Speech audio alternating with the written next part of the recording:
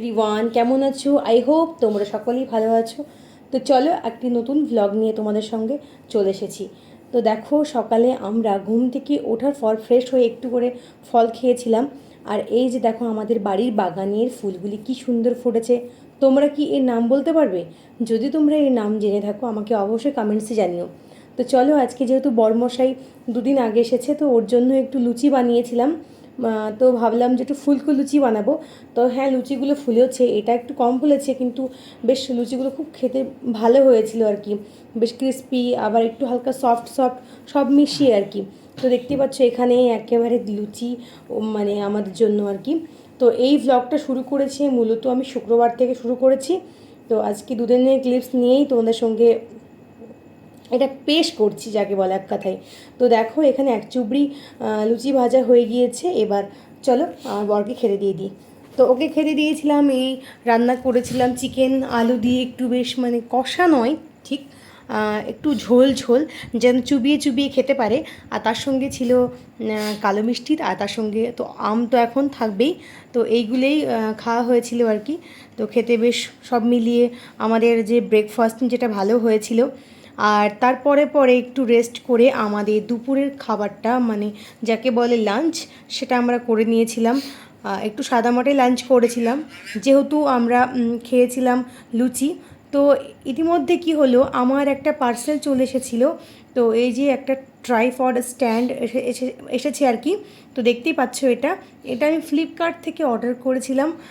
যদি তোমরা এর লিঙ্ক তোমাদের প্রয়োজন হয়ে থাকে আমাকে কমেন্টসে জানাতে পারো, আমি অবশ্যই এর লিঙ্ক প্রোভাইড করে দেবো।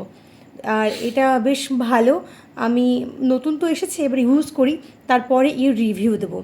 আজকে আমরা তাড়াতাড়ি খেয়েছিলাম এই কারণে, আমাদের কিছু গ্রসারি জিনিসপত্র কেনার ছিল, আর একটু ফার্নিচারের দোকানে আমাদের দরকার ছিল। তাই এই যে দেখো, আমরা তাড়াতাড়ি করে দুই স্বামী স্ত্রী মিলে চলে এসেছি এখানে। আর কিছু কেনাকাটা করলাম, তারপরে চলে গেলাম ফার্নিচারের দোকানে। তো সেখানে আমাদের কিছু মানে প্রয়োজনীয় জিনিস নেওয়ার ছিল, সেটা নিলাম। নেবার পরে অনেকক্ষণ একটু দেরি হয়ে গিয়েছিল। তো দোকানদার আমাদেরকে চা অফার করলেন। তো আর হ্যাঁ, সবথেকে বেস্ট পার্ট হচ্ছে একটা ভালো গিফট উনি আমাদেরকে দিয়েছেন। যেটা হচ্ছে কি না, যাক বলেই দিই তোমাদেরকে, যেটা হেয়ার ড্রায়ার হ্যাভেলসের। বেশ ভালো। এর আগে আমার ফিলিপসের হেয়ার ড্রায়ার আছে, তবু উনি আমাদেরকে দিয়েছেন, আর উনি চাও খাইয়েছেন। তো সব মিলিয়ে বেশ সুন্দর।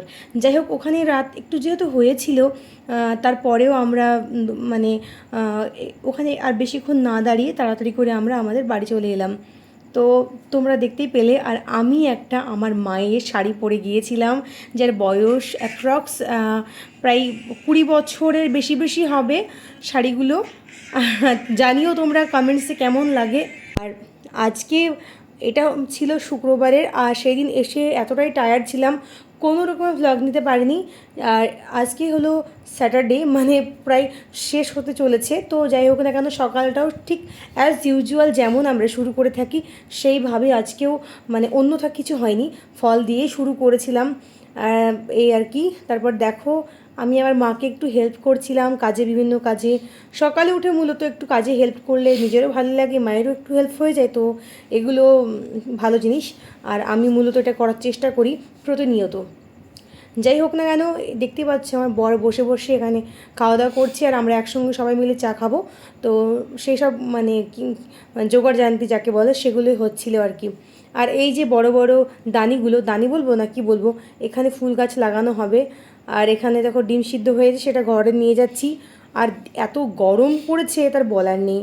তো যাই হোক না কেন, খাওয়া দাওয়া করার পরে আমরা একটু ভাবলাম যে স্নান দান করলাম, করে একটু ঘরেই বসেছিলাম। আর এমন মানে কি বলবো, গুরুগম্ভীর মেঘ এলো, তো সেটা তো না ক্যাপচার করলে অন্যায় হয়, তাই না বলো?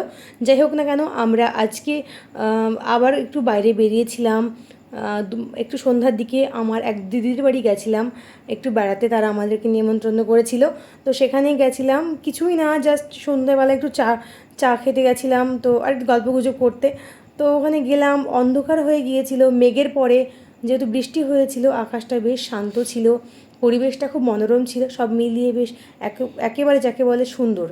তো সেখানে গেলাম, সেখানে গিয়ে একটু গল্পগুজব করলাম। তারপর চলো তোমাদেরকে দেখাচ্ছি দিদির বাড়ি। আমাদের বাড়ি থেকে বেশি দূর নয় যেহেতু, তাই বৃষ্টি বা এরকম মেঘাচ্ছন্ন ওয়েদারও আমরা চলে গেছিলাম। ভালোবাসাটাই আসল। যাই হোক না কেন, দেখো এবার দিদির ঘরে বসে পড়েছি। এবার কী কী খাবো সেগুলো তোমাদের সঙ্গে শেয়ার করছি। এক এক করে দিদি আমাদের জন্য অনেক কিছু আয়োজন করেছিল।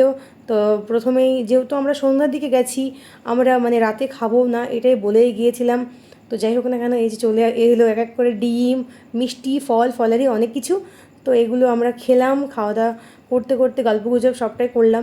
দিদি আমাদেরকে বারবার করে অফার করছিল যে মানে ডিনার করে যাওয়ার জন্য, কিন্তু যেহেতু আমরা ডিনারের করার জন্য যাইনি, যে পরে অন্য সময় আসব, যে কারণে আমরা সেখানে আর দেরি করতে চাইনি। তো আজকের ব্লগটিকে এইটুকুই, আমরা বাড়ি চলে এলাম।